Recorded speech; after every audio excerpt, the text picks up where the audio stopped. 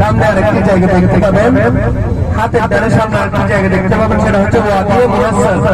সেই জায়গাটি হচ্ছে গজবের জায়গা, যেখানে কাবা শরীফ ধ্বংস করার জন্য যে বাকি নিয়ে যে হাতিগুলো নিয়ে কাবা ঘর ধ্বংস করার জন্য আসছিল, এখানে আল্লাহ পাক রব্বুল আলামিন ছোট ছোট আবাবিল পাখি দিয়ে এই জায়গায় সামনের হাতের ডানে এই জায়গায় ওনাদেরকে ধ্বংস করে দেওয়া হয়েছিল। কাবা ঘর যখন ধ্বংস করার জন্য আসছিল, তখন আল্লাহ পাক রব্বুল আলামিন যে ছোট ছোট আবাবিল পাখি দিয়ে ওনাদেরকে ধ্বংস করে দিয়েছিল এই জায়গার মধ্যে। এটা হচ্ছে একটা গজবের জায়গা, এখান থেকে বলা হচ্ছে যত দ্রুত সম্ভব এখানে চলে যাওয়া। এটাই এই জায়গায়,